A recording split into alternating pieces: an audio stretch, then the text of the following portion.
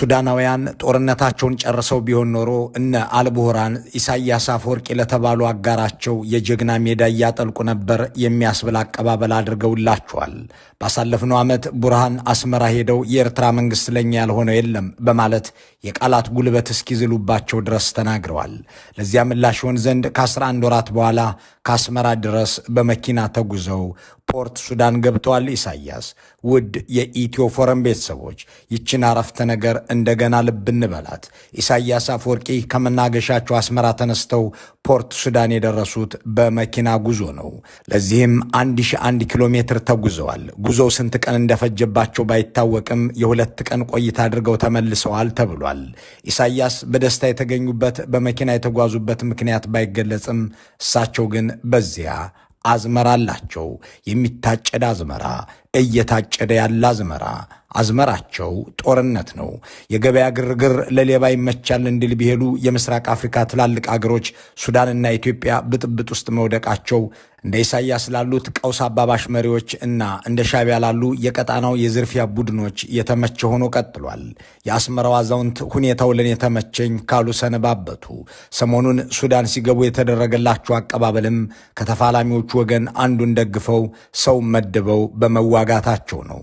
የህግደፍ ሰዎች በአገሮችና ጎረቤቶቻቸው ጸብ ውስጥ ገለልተኛ ሆኖ መታየት አይሆንላቸውም የሚለው ድምዳሜ ታጥቦ የተቀሸረ ነው። ግጭትን እናሸማግል፣ በፖለቲካዊ መንገድ እንዲፈታ እንሞክር ሲሉ አይታዩም። ጸብ አነፍንፈው ተዋጉ፣ እናግዛችኋለን ብለው አንዱን ወገን ተጠግተው ይገባሉ። ጥል ባለበት ቦታ ሁሉ አንዱን ወገን ደግፈው ይዋጋሉ። ጸብ በሌለበት አገር ደግሞ ራሳቸው ገብተው ጸብ ይፈጥራሉ፣ ወይም ታጣቂ ኃይል ፈጥረው ያኮረፉ ቡድኖችን ጠርተው ያሰማራሉ። ለዚህም በቀጥታ ለፕሬዝዳንቱ ተጠሪ የሆነ አካባቢውንና ራቅ ባለ ሀገርም ቢሆን ብጥብጥ የሚመራና የሚፈጥር ኤሪትሪያስ ኤክስተርናል ኦፕሬሽንስ ዳይሬክቶሬት የተባለ ቢሮ አቋቁመዋል። ጎረቤቶችን ለመበጥበጥ ወይም ሲበጣበጡ ለማገዝ የሚሰራ የስለላ ቢሮ። ቢሮውንም በቅጽል ስማቸው ወዲ መቀለ እየተባሉ የሚጠሩት ጀነራል ጣዕመ ጎይቶም ይመሩታል። ይህ ቢሮ በእርስ በርስ ጦርነቶች ውስጥ ኤርትራ ገብታ እንድትሳተፍ የሚያመቻች፣ ወረራ እንድትፈጽም የሚያጠና፣ በጎረቤት ሀገራት የእርስ በርስ ጦርነት ውስጥ ኤርትራ በዝርፊያ መልክ ተሳትፋ የምታገኘውን ሀብት የሚለይና መሰል ተግባር የሚፈጽምም ነው። ይህ ሻዕቢያ ከበረሃ ወደ ከተማ ገብቶ መንግስትም ከሆነ ከመጀመሪያዎቹ 2 ዓመታት አንስቶ የተገበረው ባህሪው እንደሆነ ታሪኩ ያስረዳል። እነ ኢሳያስ መንግስት ከሆኑ በኋላ በምስራቅ አፍሪካ ውስጥም ሆነ በቀይ ባህርና አካባቢው ያልደገፉት፣ ያላስታጠቁት፣ እናግዝህ ብለው ያልጠሩት አማጺ ወይም ታጣቂ አሊያም በህዝብ ላይ የዘመተ መንግስትና ቡድን ማግኘት የሚቸግር ይመስላል። ከአልሸባብ እስከ ግንቦት 7፣ ከኦነግ እስከ ሐውቲ፣ ከኦብነግ እስከ ደምሂት፣ ከናሽናል ዩኒቲ ፓርቲ እስከ ላዮንስ ኦፍ ኢስተርን፣ ከአብይ አህመድ እስከ አልቡርሃን በሻዕቢያ ቡራኪ ያልተሰጠው የለም። ከጅቡቲ እስከ የመን፣ ከኢትዮጵያ እስከ ሱዳን፣ ከሶማሊያ እስከ ኮንጎ በመንግስቶቻቸው ላይ ያኮረፉና ያመፁ ድርጅቶች ሁሉ ከግብፅም ከኢራንም ከነሳውዲም ከካታርም የተገኘ ገንዘብ እየመጣ ስንቅም ትጥቅም ሊደርስ ሞክሯል። ይህም ኢሳያስ አፈወርቂን የዘመናችን ሙአመር ጋዳፊ አስብሏቸዋል። 30 ዓመት ሙሉ በመንግስትነት ዘመኑ ሻዕቢያ ያስታጠቃቸው ድርጅቶች ግን መንግስት ቀይረው ስልጣን ሲይዙለት አልታዩም። እስካሁን ስልጣንን ለማትረፍ የተባበሩት አብይ አህመድን ብቻ ነበር ሻዕቢያዎች። አሁን ግን በሱዳን የአልቡርሃንን ፕሬዝዳንትነት ለማስቀጠል እየተጉ እየተዋጉ ናቸው። ሰውየው በሱዳን የውስጥ ጉዳይ እጆቻቸው አይሰበሰቡላቸውም። ፕሬዚዳንት ኢሳያስ በአንድ ወቅት ኬንያና ኢትዮጵያን የጎዱ መስሏቸው የፈጸሙት ተግባር ደግሞ አስቂኝ አስገራሚም ነው፣ እናነሰዋለን። እዚህ ጋር ጆን ጋራንግ፣ ስዩም መስፍን፣ አሊ ቺራዮ፣ አሊ ኡስማን፣ መሐመድ ጣሃ የተባሉ ሰዎችን እናስታውሳለን። ከ5 ዓመታት በፊት ገና ከብልጽግና ጋር ለይቶላቸው ሳይቆራረጡ የሱዳን ጦር በአብይ አህመድ ግብዣ የጎንደርን መሬት ገብቶ በሚይዝበት ወቅትና የጎንደር ልሂቃን አብይን ሺህ ዓመት ግዛን ሙሴ እያሉ ወደ ትግራይ ሲዘምቱ ኢሳያስ አፈወርቂ አንድ አነጋጋሪ ነገር ተናግረው ነበር። ልብ ያልተባለውን ንግግራቸውን እናስታውሰው ዘንድ ወቅቱ ይፈቅድልናል። በዝርዝር እንመልከተው። ኢሳያስ አፈወርቂ አብርሃ ከግጭትና ወረራ ጋር ስማቸው ከአማጺ ቡድኖች ጀርባ ግብራቸው ሲነገር ኖሯል። አንድም ጊዜ ለዓለም ሰላምም ሆነ ለምስራቅ አፍሪካ መረጋጋት አዎንታዊ ሚና ተወጡ ከሚል ገለጻ ጋር ተነስተው አያውቁም። አራቱንም ጎረቤቶቻቸውን ማለትም ኢትዮጵያን፣ ሱዳንን፣ የመንንና ጅቡቲን የወረሩ ቢሆንም አንድም ጦርነት ደግሞ አሸንፈው ያውቁም።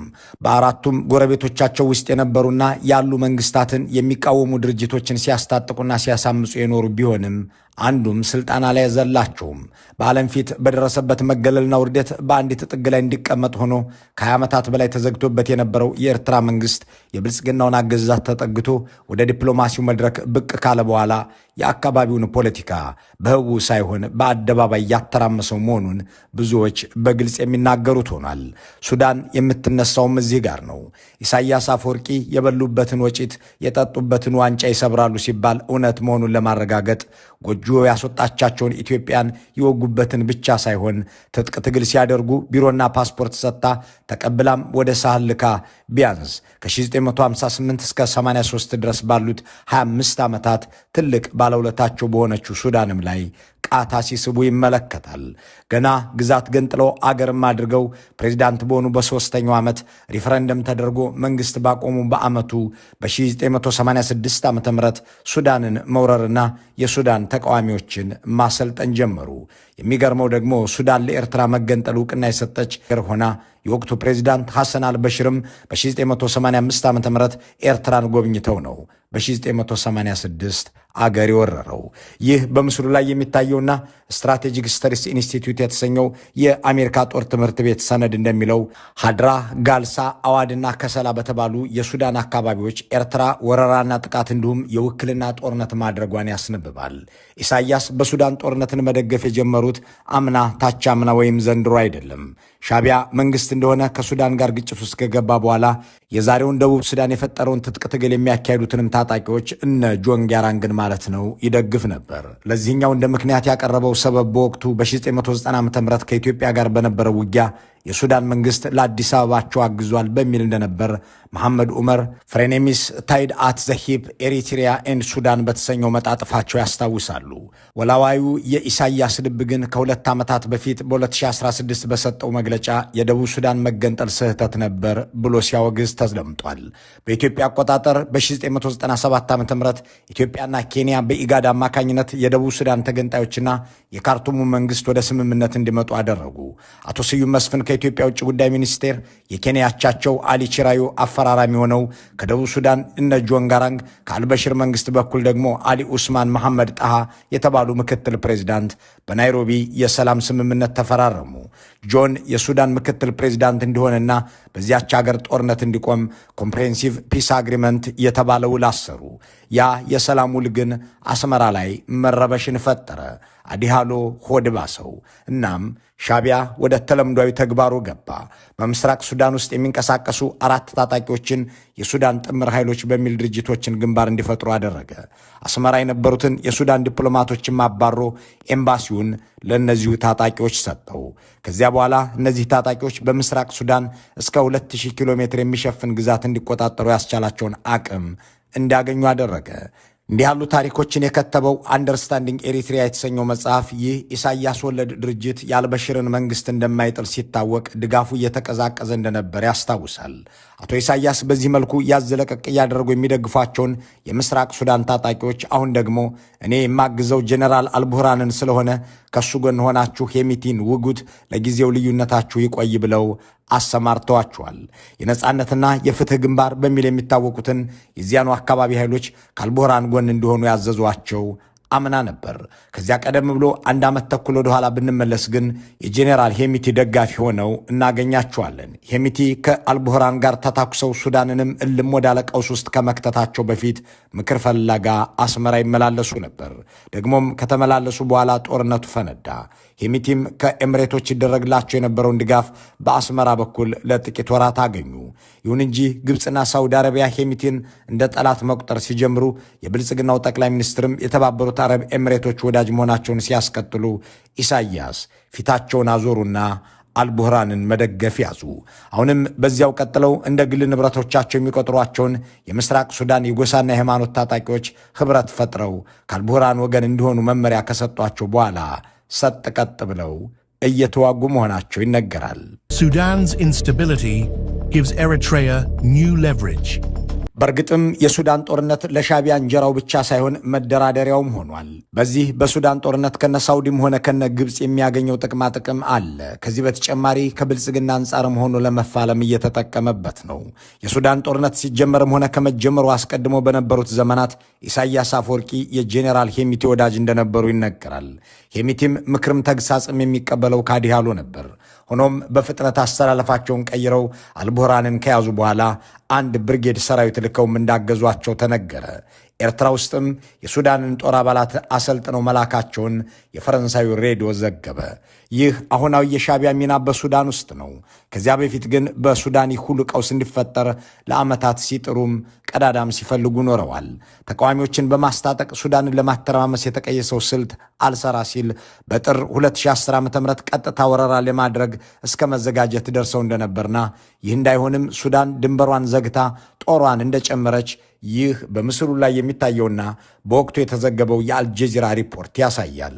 ይህ ከሆነ ከአንድ ዓመት በኋላ የቀድሞውን የአልበሽር አስተዳደር ለመፈንቀል ወታደራዊ እንቅስቃሴ በሚደረግበት ወቅት የኤርትራ መንግስት የመተባበር ፍላጎት አሳይቶ ነበር። በሱዳን ወታደራዊ አመራሮች በኩል ግን ፈቃደኝነት ባለመኖሩ ቀረ የሚለውን ዘገባ በወቅቱ መገናኛ ብዙሃን ሲያሰራጩት ነበር። ወታደሮች ኢሳያስ ገንቢ ሚና አይኖራቸውም ብለው ጥያቄያቸውን ውድቅ ካደረጉባቸው በኋላ ወደ ስልጣን የመጡት ሰዎች የአስመራው ፕሬዝዳንት የማይፈልጓቸው መኮንኖች ሆኑ። ከነዚህ ውስጥ አንዱ ጄኔራል አልቡርሃን ነበሩ። የሱዳንንና የኢትዮጵያን ፖለቲካ በሚገባ ያውቃሉ የሚባልላቸው ኢሳያስ አገሪቱ በየትኛው ሰው ብትመራ እንደምትተረማመስ በደንብ ይገነዘባሉ። አብይ አህመድን ሲደግፉ የዘመናት ህልማቸው የሆነውን ኢትዮጵያን የማፍረስ ሥራ ከሚፈልጉት በላቀ ሁኔታና ፍጥነት እንደሚፈጽሙላቸው በመረዳት እንደነበረው ሁሉ በሱዳንም ያንኑ ለማድረግ ወታደራዊ አዛዦቹ የመሰረቱትን ጥምረት ደገፉ። በሱዳን የሲቪል መንግስት እንዲመሰረት የሚጠሩትን ተቃዋሚዎች ግን እያወገዙ ወታደራዊ አገዛዙ እንዲበረታ በመንከር የኤርትራ ቴሌቪዥንን ስራ በዙበት። ጄኔራል አልቡርሃን በሱዳን አልበሽርን ፈንቅለው ስልጣን ከያዙ በኋላ ባዘጋጁት የመንግስት መስርተናል ድግስ ላይ የአካባቢውን ሀገራት ሁሉ ሲጠሩ አቶ ኢሳያስም ተጋባዥ ነበሩ። ሆኖም ወደዚህ አልተጓዙም። ምክንያቱም በወቅቱ ወደ ስልጣን የመጡት ጄኔራሎች ከ20 ዓመታት በላይ በኤርትራ መገለል ላይ አስተዋጽኦ የነበራቸው የሚባሉ የሲቪልና ወታደራዊ አመራሮች መሆናቸው እንዲሁም በመፈንቅለ መንግስቱ ላይ ኤርትራ ትሳተፍ ዘንድ ጠይቃ በመከልከሏ ነበር። በመሆኑም አዲስ በተመሰረተው የሱዳን መንግስት ያልተደሰቱት ሻቢያዎች ወዳውኑ የምስራቅ ሱዳንን አማጽያን ከበፊቱ በተለየ ወደ ማስታጠቅና ማሰልጠን ገቡ። በዚህ መሰረት 3 የሱዳን ድርጅቶችን በማሰልጠን ላይ አተኮሩ። ናሽናል ዩኒቲ ፓርቲ፣ ራሻይዳ ፍሪ ላዮንስ ኤንድ ዩናይትድ ፖፑላር ፍሮንት ፎር ሊበሬሽን ኤንድ ጀስቲስ የተሰኙት በአስመራው መንግስት ድጋፍ እየተደረገላቸው በአገሪቱ ታሪክ ታይቶ በማይታወቅ ደረጃ አዲስ የመገንጠል ጥያቄ እንዲያነሱም ተደረገ። ይህንን የሶስቱን ኃይሎች ጥምረት እንዲመራ የተመደበው ደግሞ በአቶ ኢሳያስ ፍቅር ከመማረኩ የተነሳ ልጁን ኢሳያስ ብሎ የሰየመው መብሩክ ሙባረክ የተባለው የምስራቅ ሱዳን ፖለቲከኛ ሆነ። በውስጥ ጉዳያቸው ውጥረት ውስጥ የገቡት የወቅቱ የሱዳን መንግስት አመራሮች እንዲህ ያለውን የኤርትራን ሁኔታ በኃይል ሊያስታግሱት እንደማይችሉ ሲያውቁም ሻቢያን አቅርበው ማነጋገርን ስለመምረጣቸው እየተዘገበ ባለበት ወቅት ፕሬዚዳንት ኢሳያስ ሰኔ 2020 ወደ ካርቱም አቀኑ። በወቅቱም 5 ጉዳዮች ላይ መምከራቸው ተሰማ። 4ቱ የንግድና ሁለትዮሽ ጉዳዮችን የሚመለከቱ ሲሆኑ 5ኛው ግን በአካባቢያችን አዳዲስ ተገንጣይ ኃይሎች እንዲፈጠሩ እያደረገ ያለውን ህወሓትን ለማጥፋት ተባበሩን፣ ካልሆነ ግን እኛ ዘመቻውን እንጀምራለን፣ እናንተ የእኛና የአብይ እንቅፋት አትሆኑብን፣ እኛም ለምስራቅ ሱዳን ታጣቂዎች ድጋፋችንን እናቆማለን የሚል ነበር። በእርግጥም በመጠኑም ቢሆን ድጋፋቸው መቀዛቀዝ ጀምሮ እንደነበር የሚጠቁሙ ምልክቶች ታዩ። Eritrean President Isaias Afwerki and Ethiopian Prime Minister Abiy Ahmed landed at Juba International Airport on Monday to applause. በዚያ በጫጉላ ዘመናቸው ኢሳያስና አብይ ጎረቤቶቻቸውን ሁሉ ከነሱ ወገን ለማሰለፍና በትግራይ ውጊያ ለመክፈት የሚራወጡበት ወቅት ነበር። በኢትዮጵያ ምድር አስከፊውን እልቂት ማዋለድ፣ በኢትዮጵያ አየር መንገድም ጎንደርም፣ ባህር ዳርም፣ ጁባም አብረው የሚጓዙበት መቋዲሾም የነበሩትን መሐመድ ፈርማጆን የያዙበት ወቅት ነበር። ጎረቤት ሀገራት ጦርነቱ ላይ የሚኖራቸውን ሚናና የሚደረግላቸውን ነገር አድርገው አብይ አህመድ በወቅቱ አልቡርሃን የሚመራው የሱዳን መንግስት አልፋሽጋን ገብቶ እንዲወስድ ግን ሰዎች ከትግራይ ወጥተው ወደ ሱዳንም እንዳይሄዱ መንገድ እንዲዘጋለት ጠየቀ። አልቡርሃን ድንበር ድረስ መጥተው ከወታደሮቻቸው ጋር ቆመው ሳይዋጉ ያገኙትን መሬት በደስታ ሲቀበሉ በቴሌቪዥን ታዩ። ነገሩ በአንዳንድ ሰዎች ጉዳይ ሲደረግ ዲና ሙፍቲ የተባሉት የውጭ ጉዳይ ሚኒስትር የአገር ውስጥና የውጭ ሚዲያዎችን ጠርተው ሱዳን ወራናለች እንዲሉ በብልጽግና ታዘዙ። የሱዳኑ ጄኔራል አልቡርሃን ደግሞ አብይ ጤና አጣወይ ገብተህ ውሰደው ብሎኝ እኮ ነው ሲሉ ለአልጀዚራው የአረብኛ አገልግሎት ተናገሩ። ውዝግቡ በቀጠለበት ወቅት ነው እንግዲህ ፕሬዚዳንት ኢሳያስ በ2013 የበጋ ወራት ላይ በኤርትራ ቴሌቪዥን ተከስተው ከሱዳን ጋር መነጋገርና መደራደር ያለበት አማራ ክልል እንጂ የፌዴራል መንግስቱ እኮ አይደለም ብለው ሲናገሩ የተደመጡት። ሱዳን ከአማራ ጋር ይደራደር የሚል መፍትሄ ሲያቀርቡ ሌላ የጦር ግንባር እየጠቆሙ ነበር እንጂ ያኔ እንኳን አብይ አህመድን ሙሴ እና ኢሳያስንም ኢሱ እያለ ጉሮ ሸባ ይደልቅ የነበረው የክልሉ ፖለቲከኛ እንኳን ያኔ ዛሬም ከሱዳን ጋር ለመደራደር የሚያስችልን አቅም እንዳልፈጠረ ያውቃሉ። እንዲህ ባለ መልኩ ሲወጉትና ከጎረቤቶቹም ጋር እንዲዋጋ ሲሰሩበት የነበረውን የሱዳንን መንግስት እንዲፈርስ አግዘው አገሩም እንዲፈርስ እየጣሩ ናቸው። ሰሞኑንም መኪና ነድተው 2 ቀንም ቆይተው ከሱዳን ተመልሰዋል ተብሏል። መልካሙን ሁሉ በመመኘት በዚሁ እንሰናበታለን።